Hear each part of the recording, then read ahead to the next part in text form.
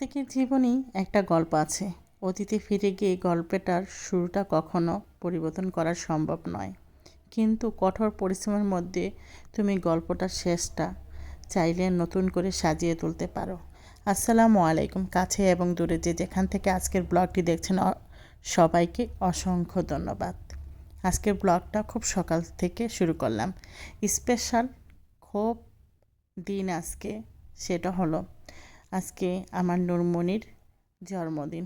দেখতে দেখতে মেয়েটা বড় হয়ে যাচ্ছে, সবাই ওর জন্য দোয়া করবেন। যেহেতু মন মানসিকতা দুটোটাই ভালো না, এই জন্য এবার জন্মদিন আমি একদমই করতে রাজি না। কারণ এই জন্য নুরমনি দেখেন রাগে একদম ফুলে রয়েছে। ওকে মাদ্রাসা থেকে আনার সময় আমি বলছি এবার কেকটা কিছুই আনবো না, তোমাকে নিয়ে একটু বিকালে ঘুরতে যাব।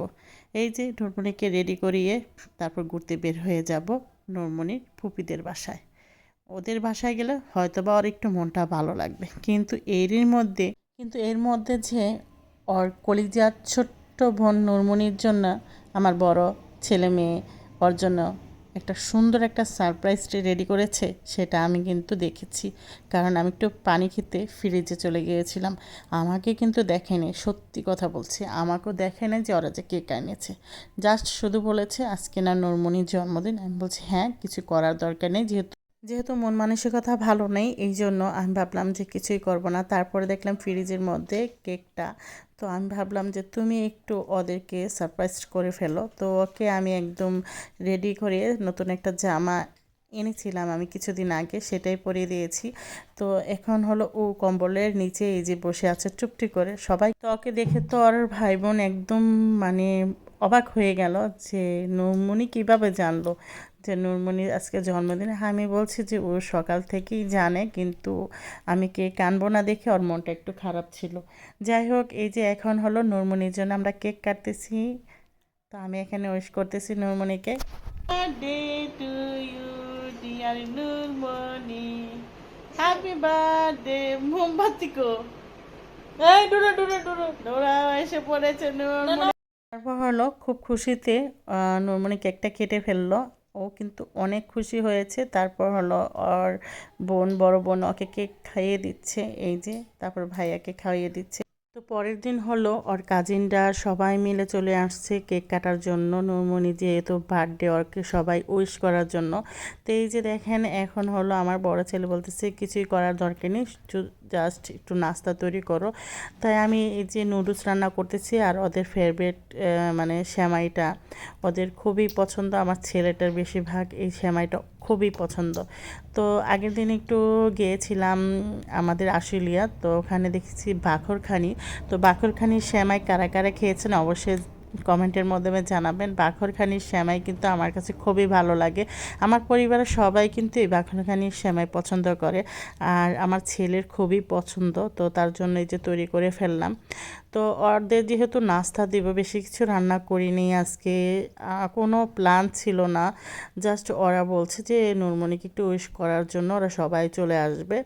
তো এই জন্য নাস্তাটাই তৈরি করতে বলেছে। আমি বলছিলাম যে বিরিয়ানি রান্না করি, এদিক দিয়ে দেখি বিরিয়ানির মাংসটা একদমই ছোটে নেই, আর ফ্রিজে এরকম করে আটকে গেছে যে আমি বিরিয়ানি রান্না করব সেটাও করা যাচ্ছিল না। তারপর ভাবলাম একটু নাস্তা তৈরি করে দিই, বাচ্চারা যেহেতু সন্ধ্যার সময় এসে কেকটা কেটে ফেলবে।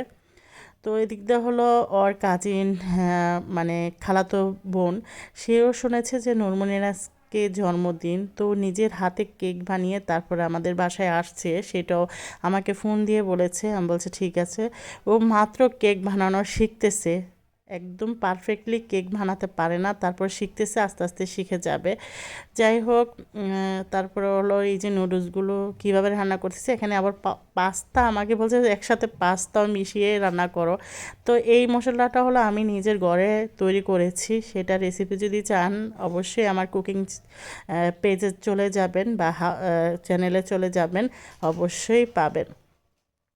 তো এই যে দেখেন সেমাইটা রান্না হয়ে গেছে। তারপর হলো একটু মানে এখানে ব্যাটার ছিল তেলের পিঠার, তো সেই ব্যাটারটা দিয়ে আমি একটু তেলের পিঠা বানিয়ে দিচ্ছি। মানে ফ্রিজে ফ্রোজেন করে রেখেছিলাম, ফ্রোজেন তেলের পিঠার ব্যাটার দিয়ে কিন্তু সুন্দর তেলের পিঠা হয়। তেলের পিঠাটা একটু বেশি করে ব্যাটারটা তৈরি করে তারপরে ডিপ ফ্রিজে রেখে দেবেন। ডিপ ফ্রিজে যখন আপনার খেতে ইচ্ছে করবেন ডিপ ফ্রিজ থেকে বের করবেন সকালে, তারপর বিকেলের দিক দিয়ে বানিয়ে ফেলবেন, দেখবেন একদম কম সহজ উপায়ে তেলের পিঠা হয়ে যাবে, মানে একটু গোলাগুলির ঝামেলা ছাড়া।